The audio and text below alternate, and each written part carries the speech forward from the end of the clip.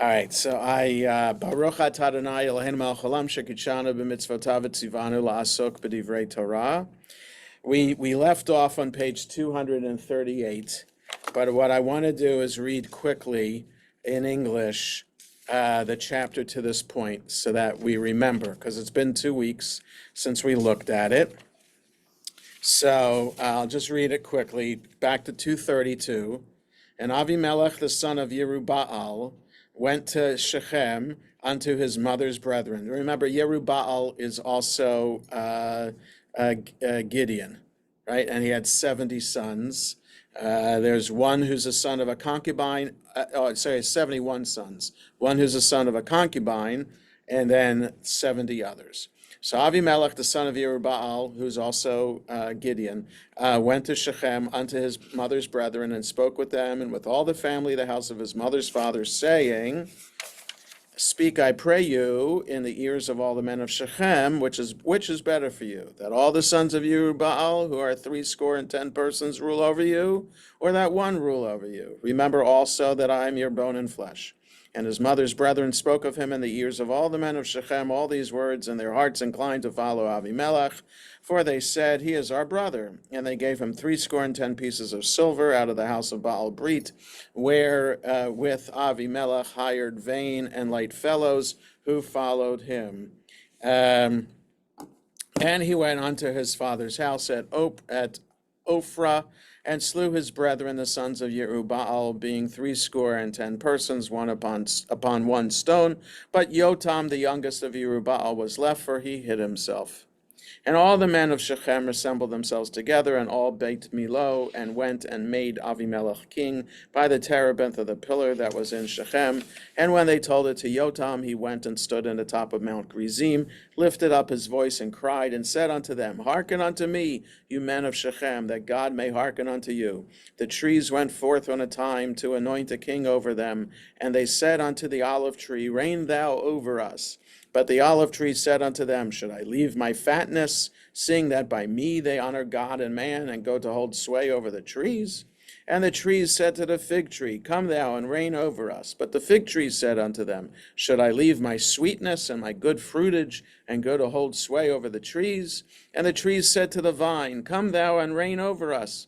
And the vine said unto them, Shall I leave my wine, which cheereth God and man, and go to hold sway over the trees?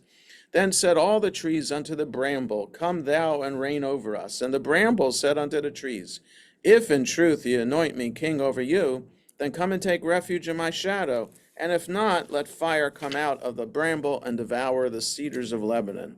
Now therefore, if you have dealt truly and uprightly, in that ye have made Avimelech king, and if you have dealt well with Yerubbaal and his house, and have done unto him according to the deserving of his hands, for my father fought for you, and adventured his life, and delivered you out of the hands of Midian.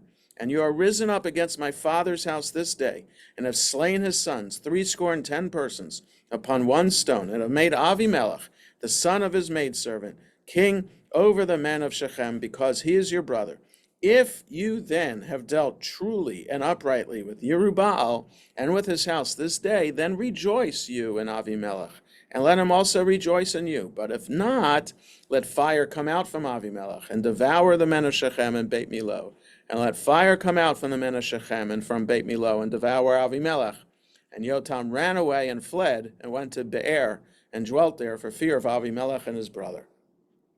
Okay, so he gives a speech saying how terrible it is that they've put their support behind Avimelech, the son of a concubine who killed all of Yotam's brothers, and saying that you're going to be sorry for this. Fire is going to come out of his mouth, fire out of your mouth, and recognizing that wasn't the smartest thing to say in the presence of Avimelech and his supporters, he ran away. And that's where we left off last time. So now we'll see what happens with this Avimelech. Now, so I completely forgot this history. Let me say it this way. I only read the book of Judges in rabbinical school, and that was in a class on Joshua and Judges, so one semester class that was required because what rabbi could be ordained without having studied the whole Bible? So the book of writings, the section of the Bible known as the writings, we did in a survey class also in one semester, which was worse because there's a lot of deep material there in the writing sections, and you have like a week for each book. So kind of ridiculous. But anyway, it shows because in day school, and I went to day school all the way through high school except for seventh grade, we studied from this section, from the prophet section of the Bible, we studied Samuel. So the two books of Samuel, and that is a traditional thing to do in all day schools, is to learn the books of Samuel and ignore Joshua and Judges. So then in becoming a student of Jewish history, you kind of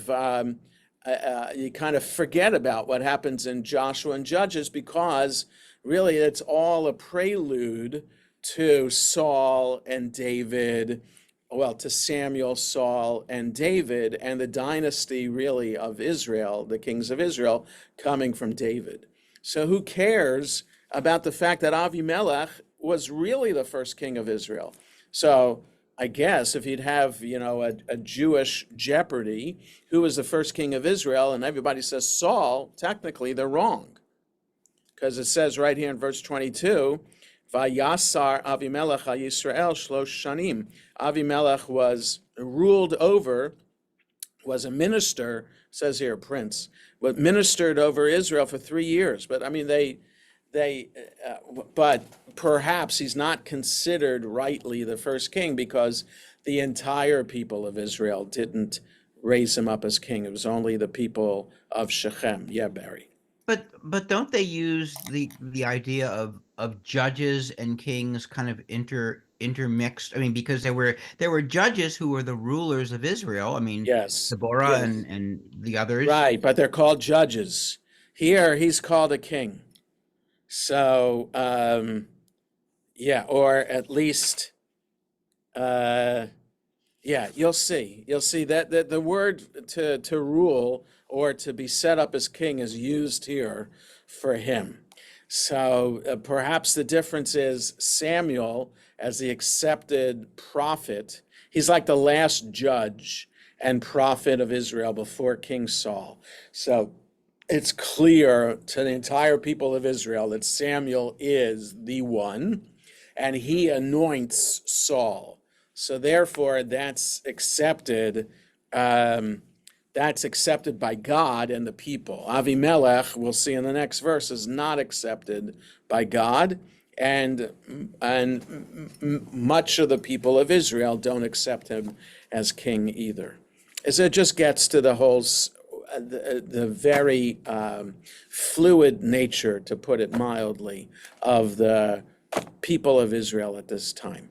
The lack of unity, the waywardness, the pagan actions and rites that they're involved in. It's really a messed up time in history. Also interesting that the whole concept of wandering in the desert for 40 years so that the generation that knew slavery would die out, and then comes Joshua and Judges, and over and over again the people revert back to idol worship. They revert back Right. to all the things that. Right. Well, it happens in the rest of the Bible too. So it's not just in Judges, but when it's happening in the rest of the Bible under the kings of Israel. So it's really under King David and King Solomon that you can say that idolatry was probably there, but the majority of people at least were focused on God and the temple in Jerusalem that Solomon built. It's Solomon's children. It's rare. So there's a king or two that come along between Solomon's death and the exile to Babylonia.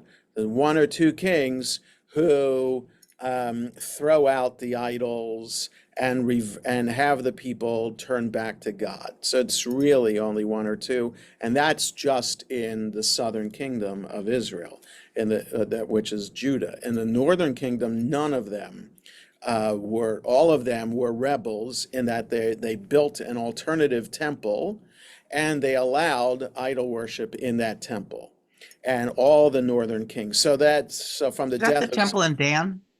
so it was in Shomron, at least, yeah. So I no, that temple in Dan is from a different time. It might have been at the same time as the kings of the Northern Kingdom, but the temple itself, that's supposed to rival the one in Jerusalem, was built in Shomron, it says in the Bible, which is more central Israel. So anyway, so the tumultuous time. Yes. Go ahead, Bess. I Googled first king of Israel. 5, 10, 15 say Saul. Then this one source says Israel's real first king says Abimelech, a guy named Abimelech.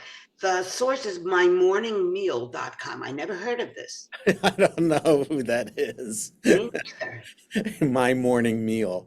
I don't know. There's so many crazy websites out there with And crazy but it was names. the first one is the only one that says it. Yeah, right. My morning meal. It's funny. Yeah, okay. Bye-bye. Okay. All right, so let's go on. So Avimelech ruled over Israel for 3 years, 23. Vayishlach Elohim ruach ra'ah bein Avimelech uvein ba'alei Shechem, vayivgedu ba'alei Shechem ba'Avimelech. So God sent a bad wind or a bad spirit, it says here, evil spirit, between Avimelech and the lords of Shechem, which I would translate it as the lords of Shechem. It's just here the men, the nobility, the leaders of Shechem, and they revolted or dealt treacherously with Avimelech. 24. Lavo Hamas Shiv'im b'nei Yeruba'al V'damam lasum al Avimelech achihem asher haragotam v'al ba'alei Shechem asher chizku et yadav laharog et echav. So he sent an evil spirit. Just understanding this is a long sentence. So God sent an evil spirit, which caused the leaders of Shechem to rise up against Avimelech, and in verse 24, that over the violence of the 70 sons of Yerubbaal and their blood, so that the violence done to the 70 sons of Yerubbaal might come on Avi, and that their blood might be laid on Avimelech their brother, who slew them, and upon the men of Shechem, who strengthened his hands to slay his brethren. So, in other words, God brought this evil spirit on account of Avimelech killing his brothers and the people of Shechem supporting him and encouraging him to do so. So, for the blood of the brothers, the evil spirit is brought by God to them.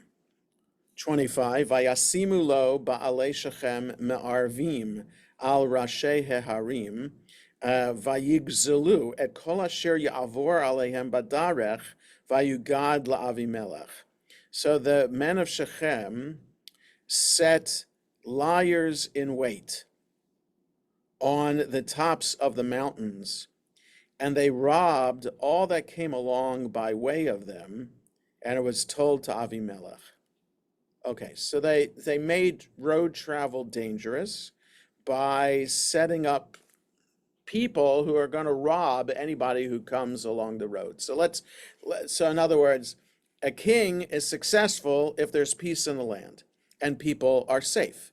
If people are not safe and they're going to be robbed, then they're going to blame the king and his infrastructure for making it an unsafe time. So 26, Vayavo Gaal ben Eved ve'echav vayavru bishchem vayiftechu vo ba'alei Shechem. And Gaal, the son of Eved, came with his brothers and went to Shechem And the men of Shechem put their trust in him. We have no idea who this guy is, never met Gaal before. Why are the people of Shechem putting trust in Gaal? Let's find out. Vayetzu hasadeh, vayivtseru et karmehem, vayidrechu, vayaasu hilulim, vayavou beit Elohehem, vayochlu, vayishtu, vayakalalu et Avimelech. And they went out into the field, gathered in their vineyards, that is, harvested their grapes, and they trod upon the grapes, and they held a festival, and went into the house of their God, and they ate and drank, and cursed Avimelech. So this was what Gaal and the leaders of Shechem did, cursing Avimelech. 28, Vayomer Gaal ben Eved, mi Avimelech, umi Shechem, kina avdenu. Halo ben Yerubbaal uzavul Pekido, ivdu et anshe chamor, avi Shechem, umadua naavdenu anachnu. So Gaal, the son of Eved, said, who is Avimelech, and who is Shechem, that we should serve him? Isn't he the son of Yerubbaal? And is Zavul his officer? Serve you the men of Chamor, the father of Shechem. But why should we serve him? So in other words, if we're going to serve anybody from Shechem, it should be an actual person from Shechem. And this Chamor, father of Shechem, relates back to Genesis and that story, because that's the name of the guy who raped Dinah. Jonah, Yes, Bess. the house of their God. Yes. Are they talking about A temple. it's Israel's God? It's not another God. No, Okay, it's that's what I wanted to say. it's an idol. Yeah, because the God is small g here. Yeah. Let's do a couple more verses before we do the commentary. Umi yitain et ha'am hazeh biyadi, va'asira et Avimelech, vayomer la'Avimelech, rabeh tzva'acha v'tse'ah. And would that this people were under my hand. That's what Gaal says. I want to be the leader. And then I would remove Avimelech. And he said to Avimelech, increase your army and come out. So who's the he that says this? Oh, maybe he says it himself. He's daring him. Raise your army and come out against me. 30. Vayishma Zavul sar ha'ir et divrei Gaal ben Aved vayichar apo. So Zavul, who's the head of the army under Avimelech, is also the head of the city. He heard the words of Gaal, son of Eved, and he got angry. Vayishlach malachim el Avimelech bet Torma lemor, hine Gaal ben Eved ve'echav ba'im Shechema, ve'hinam tsarim et ha'ir alecha. So he sent out messengers to Avimelech, who was in Torma, saying, Gaal ben Eved and his brothers are coming to Shechem, and they're going to incite the city against you. So let's stop here and look at the commentary on these verses. Let's go back to page 238 to the bottom, beginning with 22. Was prince. The root sur, sin vav resh, is used in preference to malach, reigned, because he seized the rulership by force. The latter adds that this is also due to the fact that he did not rule over all Israel. So just that point. Why? So in other words, why is the verb here vayasar as opposed to vayimloch?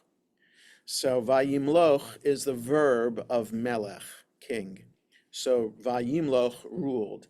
The vayimloch, the commentary is suggesting, would only be used if he actually ruled over the entire people of Israel. Since he ruled over this only small section, that's why the Bible is not using Vayimloch, it's using Vayasar. That's what the commentary is suggesting. Over Israel, his sway must therefore have extended beyond Shechem and Beit Milo. Da'at Mikra suggests that since Shechem was the most prominent and wealthiest city in the region, his sphere of influence must have spread throughout the center of the country. An evil spirit, that is, mutual hatred and mistrust. Compare the evil spirit of Saul and Ahab's prophets. In Hebraic thought, the good and bad emanate ultimately from God. Yet the ways of the Lord are right, and the just do walk in them, but transgressors do stumble therein. Dealt treacherously, as predicted by Yotam only 3 years before. This verse 24, this verse explains the dissension and resultant catastrophe as no mere accident, but the effect of the working of divine retribution. 25, for him, namely Avimelech, the ambush was placed in a position to give warning of his approach. Others translate lo, to his damage, and assume that the ambush waylaid those who were bringing tribute to him, or reduced the revenues by making the roads unsafe for travelers. It was told, the expression lends color to the suggestion that Avimelech's seat of government was not in Shechem, which is supported by what is related in verse 31, right? The messengers went to Tormah. 26, a foreign upstart named Gaal arrives with some confederates at Shechem and succeeds in winning the confidence of the citizens. Gaal, the son of Eved, his name is associated with the root Gaal, to abhor, and that of his father denotes slave. In spite of his name, the abhorrent one, son of a slave, he has been described by modern scholars as a shrewd demagogue. We'll see what Alter says about it too. Went on to, literally passed in, perhaps moved into, went over. It's not clear from the text whether the rebels entered the city or wandered about the outskirts. Put their trust in him, they reckoned on his help in the revolt that they were planning against Avimelech.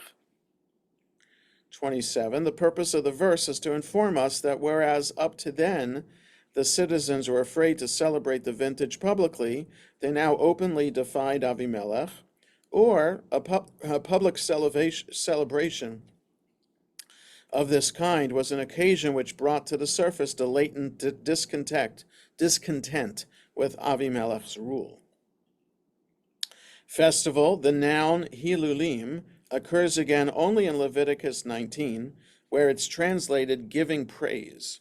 It's unnecessary to assume that the celebration here described was a perverted form of the festival as ordained by Moses in Leviticus.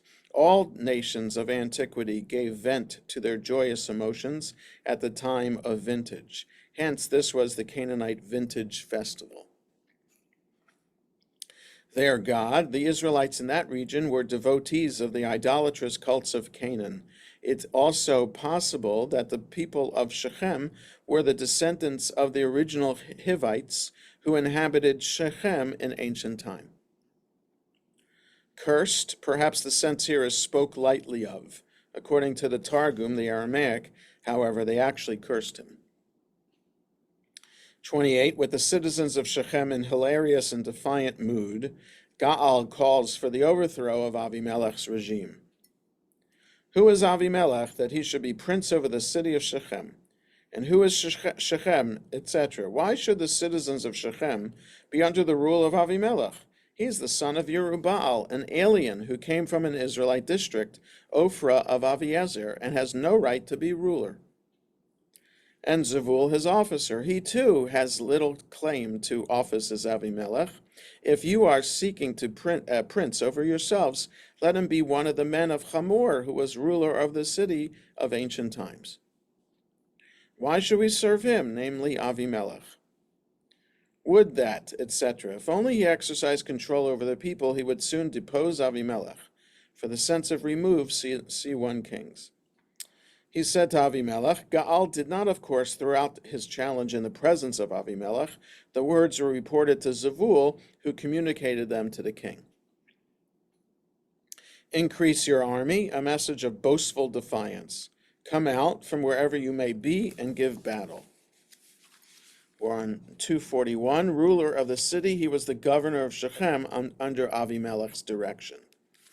In Torma, this translation equates the place with Arumah, following Ralbag of Barvanel and an alternative offered by Kimchi.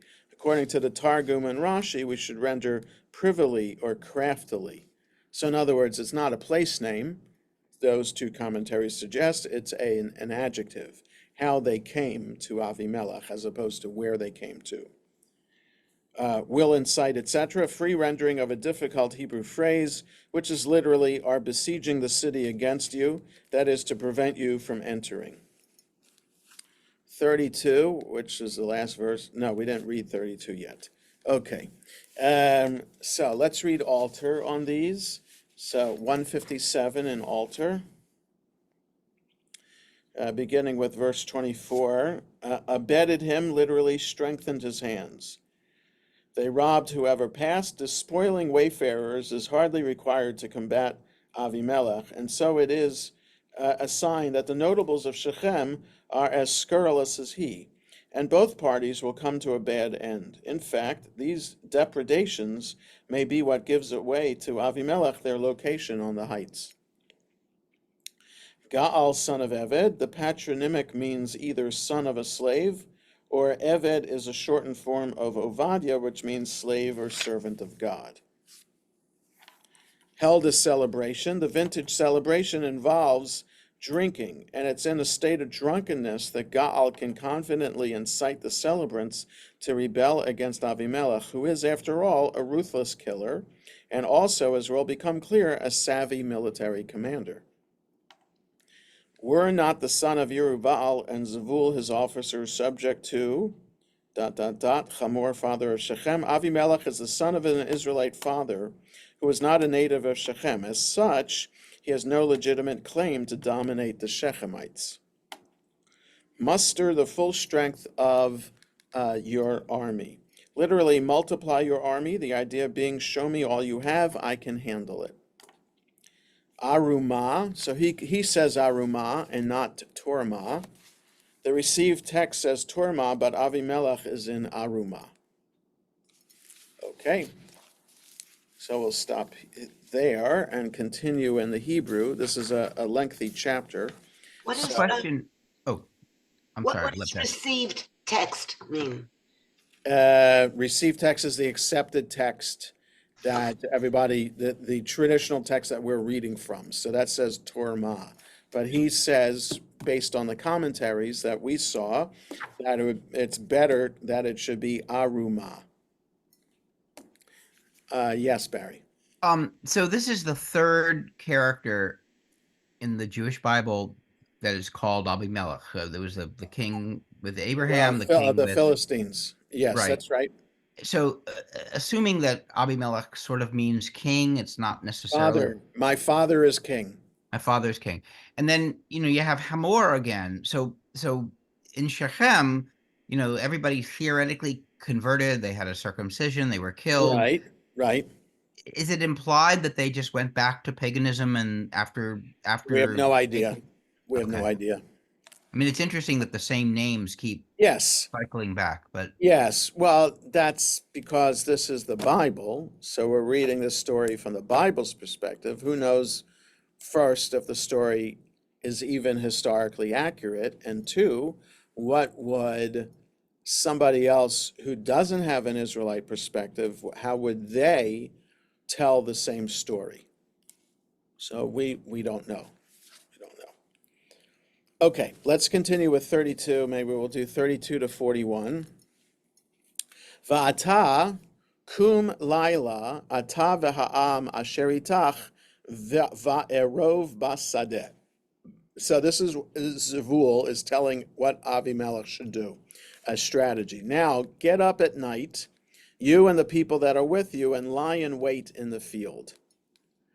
33. V'haya baboker kizroach hashemesh tashkim ufashatata al ha'ir v'nehu v'ha'am asher ito yotzim elecha v'yasita lo ka'asher timtza yadecha.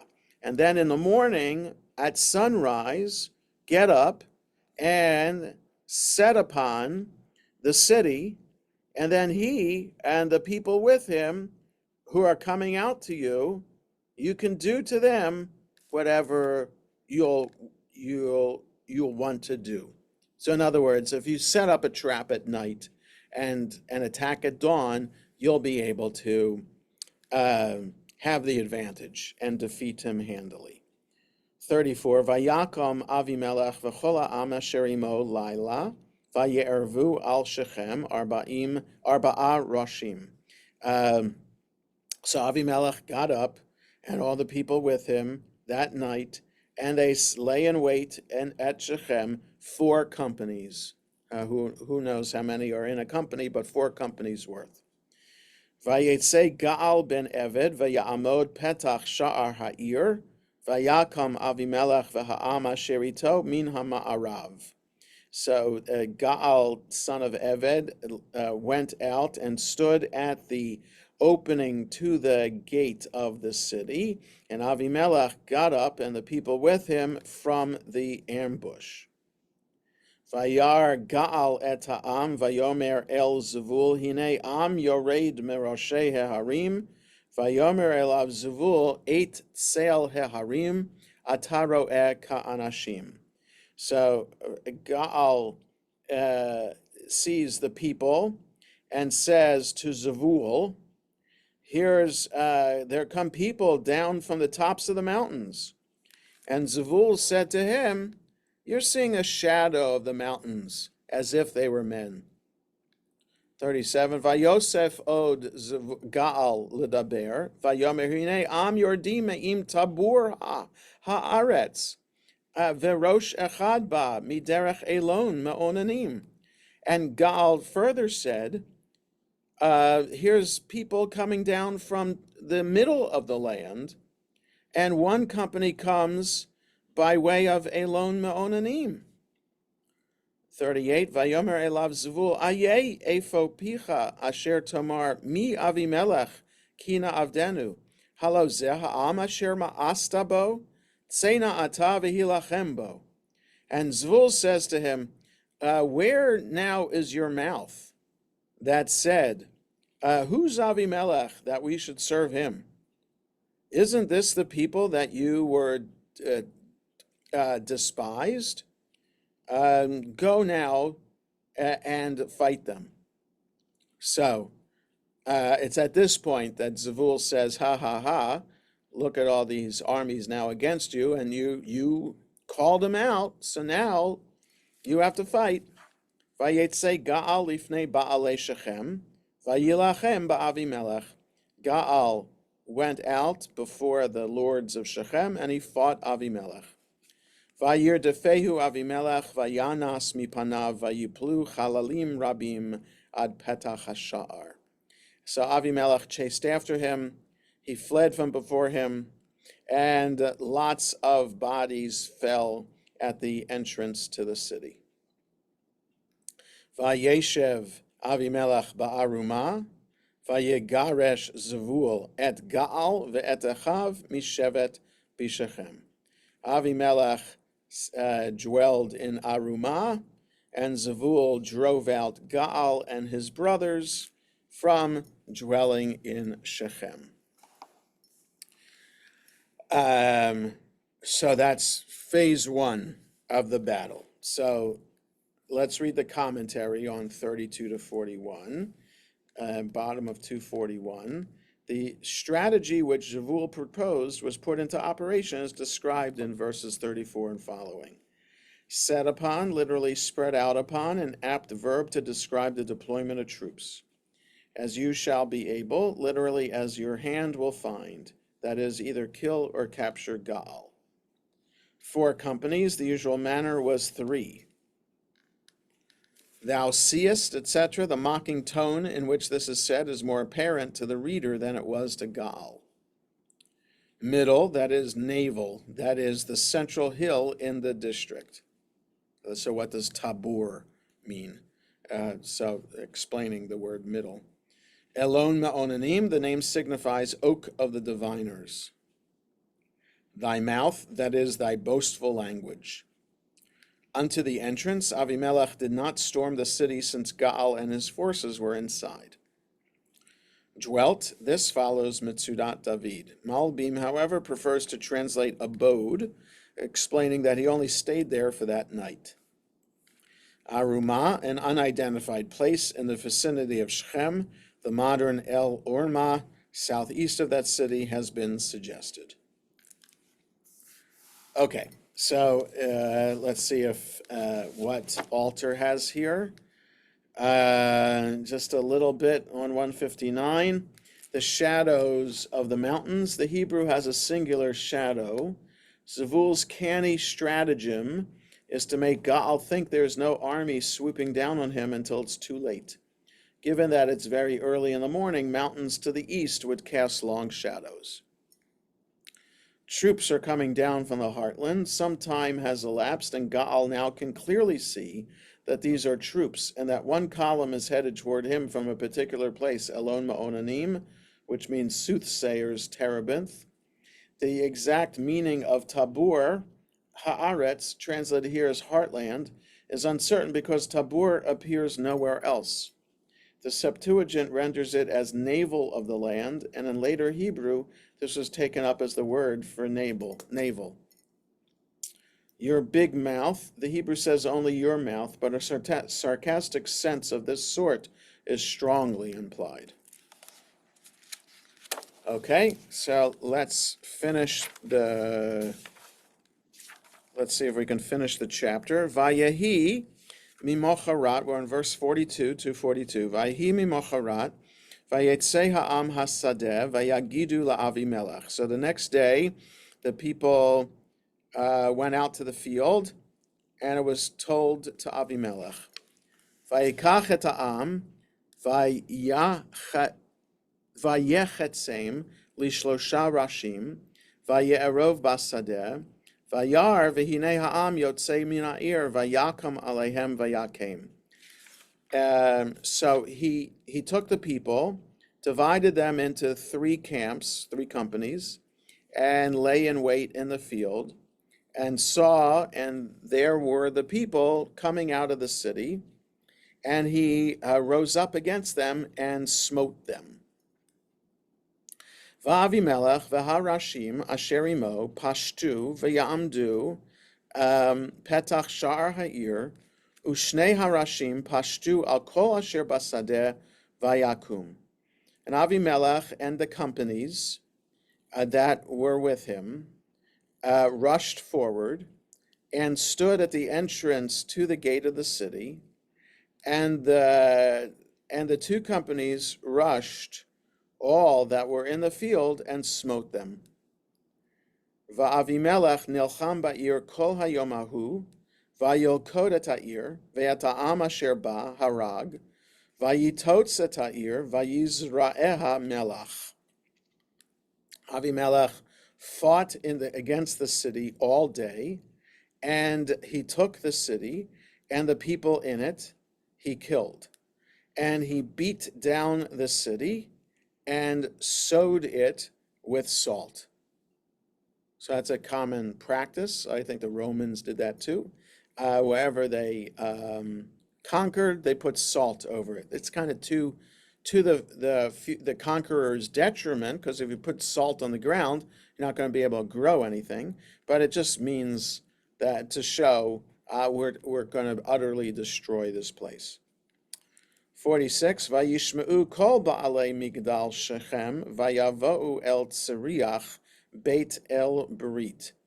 And when all the men of the tower of Shechem heard this, they entered into the hold of the house of El Berit. Vayugad la'Avimelech ki hitkabtzu kol ba'alei migdal Shechem. It was told to Avimelech that all the people were gathered together at Migdal Shechem. Vaya'al Avimelech har Salmon, hu v'chol ha'am asher ito, vayikach Avimelech et hakar dumot biyado, ve'yichrot shochat eitzim, vayisaheha, vayasem al shichmo, vayomer el ha'am asher imo, ma re'item asiti, maharu asu chamoni. So Avimelech went up to Mount Salmon, he and all the people with him, and Avimelech took an axe in his hand, and I cut down a bough from the trees, and took it up and put it on his shoulder, and he said to the people with him, what you have seen me do, hurry up and do yourselves like me. Vayichritu gam kol ha'am ish shochat, vayelchu acharei Avimelech, vayasimu al hatziriach, vayatzitu aleihem, et hatziriach ba'esh, vayamutu gam kol anshe migdal shechem ke'elef ish ve'isha. So all the people cut down a bough, and they they followed after Avimelech, and they put them into the hold. So they put all these branches into the hold where all the people of Shechem were hiding out, and set fire to it. Vayatzitu ba'esh. So they set it on fire, and all the people of Migdal Shechem died, like 1,000 men and women. Vayelech Avimelech el Tevetz, vayichan b'Tevetz vayilkeda. Then Avimelech went to Tevetz, camped against it, and took it. Umigdal Oz haya betoch ha'ir, vayanusu shama kol ha'anashim v'hanashim v'chol ba'alei ha'ir, vayiskeru ba'adam vaya'alu al gag hamigdal. So there was a strong tower in the city, that is the city of Tevetz. All the people, all the men and women fled to that tower, and all the leaders of the city, and they closed it up after them, like they locked themselves into the tower, and they went up to the roof of the tower. Vayavo Avimelech al hamigdal, vayilachem bo, vayigash ad petach hamigdal lesarfo ba'esh. So Avimelech came to the tower and fought against it, and approached the opening of the tower to burn it with fire. Vatashlech isha achat pelach rechev al rosh Avimelech vataritz et gulgalto. So one woman threw an upper millstone. So a pelach rechev is translated as an upper millstone. So she threw this upper millstone on the head of Avimelech and broke his skull. Vayikra mehera el hana'ar nosei chelav vayomer lo shlof charbacha umoteteni pen yomruli isha haragatu vayid kerehu na'aro vayamot. And he called out. So he broke his skull, but he's not dead yet. So he called quickly to his servant, his arms bearer, and said to him, take out your sword, unsheath your sword, and kill me, lest they say about me that a woman killed me. A woman killed him. And he thrust him through, his servant thrust him through, and he died. Question? Yes? Millstone. Millstone is in when you take the wheat and you grind it up.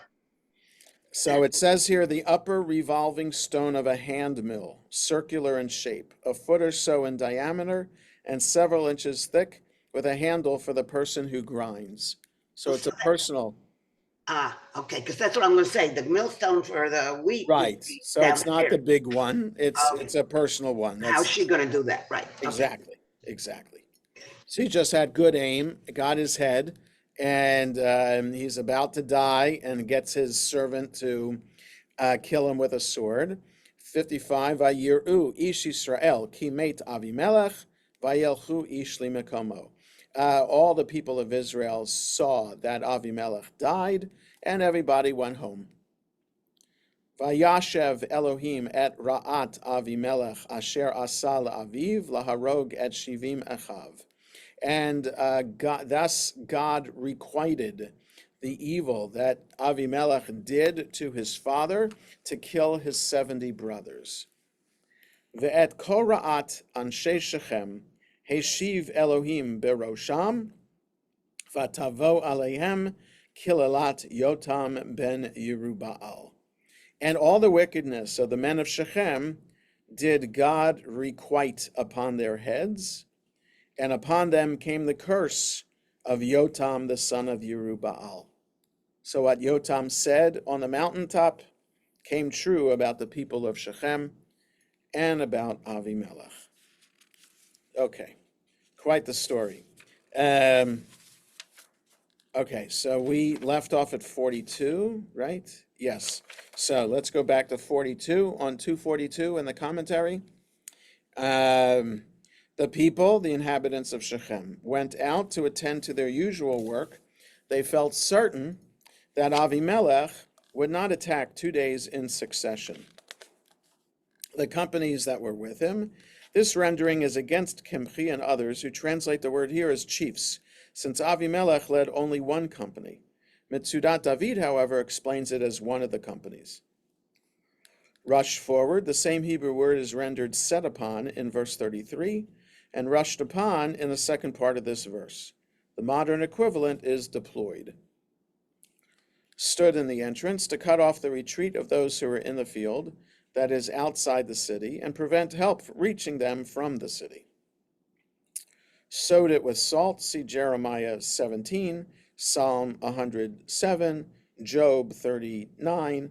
It was a means of ensuring desolation, yet the city soon rose out of its ruins, see 1 Kings. Men of the tower of Shechem, Kimchi conjectures that they were the lords of Shechem who were absent from the city at the time of the assault and now fled to the tower for refuge. The tower was probably not part of the city, but nearby in the site of the shrine. Hold, the noun tseriach is unknown and occurs again only in verse 49 and 1 Samuel 13 in the plural. As a verb, it means to shout or raise the voice, see Zephaniah and Isaiah. It is therefore believed to be a raised building or a tower upon which the lookout stands to shout his warning. Rashi understands it as a forest. So it's kind of hard to figure out a word and it only appears a couple times in the Bible. Mount Zalmon, or Salmon, the hill has not been identified. It's believed to be northeast incline of Mount Gerizim. And axe, literally, it's a plural word in the Hebrew. The axes, the plural has been explained grammatically with this particular term, referring to the axes which he and the others were holding. Tebetz, identified with the modern Tubas, about 13 miles north of Shechem. Presumably this city was also involved in the rebellion. Strong tower, that is Tower of Strength. A certain woman, the incident is quoted in 2 Samuel 11.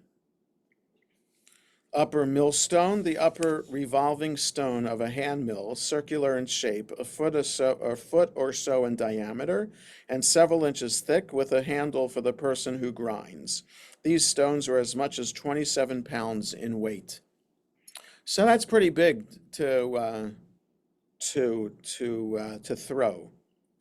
Armor bearer, men of rank were usually accompanied in battle by an attendant.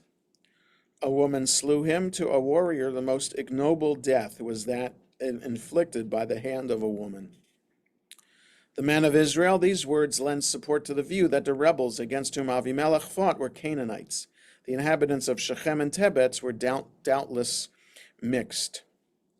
Requited, the ignominious death of Avimelech was a just punishment for his crime against his family. Like a golden thread, there runs through the whole scriptural narrative the doctrine that wickedness is never allowed to go unpunished. The curse of Yotam, see verse 20.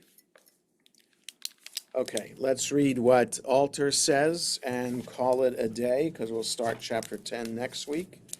Is that true that throughout the Bible, no evil person succeeds? No, it's not true. Now, King Menashe is the longest ruling king of all the kings of Israel, both northern and southern kingdoms, and he was the most treacherous of all the kings. Reinstituted child sacrifice, idols in the temple, and he. So perhaps wickedness doesn't go unrequited because the people of Israel are sent into exile because of the wickedness of them and their ancestors. So I think that's what this is referring to. Okay, so Alter continues, the bottom of 159, these troops are armed men of Shechem. The column, the Masoretic text shows a plural, but Avimelech would have to be leading only one of the three columns, and the singular is reflected in one version of the Septuagint. Sowed it with salt, though there is some dispute about the meaning of this gesture.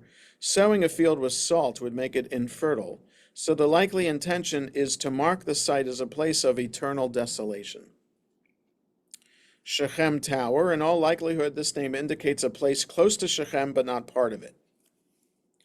The redoubt, the Hebrew tsariach, is a rare term, and its exact meaning is uncertain. Its occurrence in 1 Samuel 13 suggests it was some sort of fortified underground structure. The house of El-Brit, the god to which this temple is dedicated, is probably the same as Baal-Brit mentioned in verse 4. One of the axes, the received text reads the axes, but the Septuagint appears to have used a Hebrew text that showed one of the axes. A certain woman, it's noteworthy that in this book, based on a male warrior culture, first Yael, and now this anonymous woman of Tebetz, delivered death blows to an enemy. In a more seductive feminine mode, Delilah will bring down the Israelite hero Samson. An upper millstone, this is the lighter of the two millstones, and therefore feasible for a woman to lift up and drop from the tower. Lest they say, a woman killed him. In 2 Samuel 11, we learn from Yoav's words to the messenger that in fact Avimelech's death by a hand of a woman had become proverbial. His last wish then is frustrated.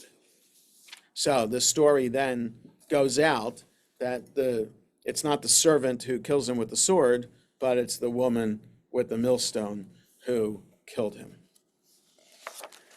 Okay, we'll stop here for today. Hope everybody has a good rest of the day. Shabbat Shalom. And we'll see you next Friday. Shabbat Shalom. Take care.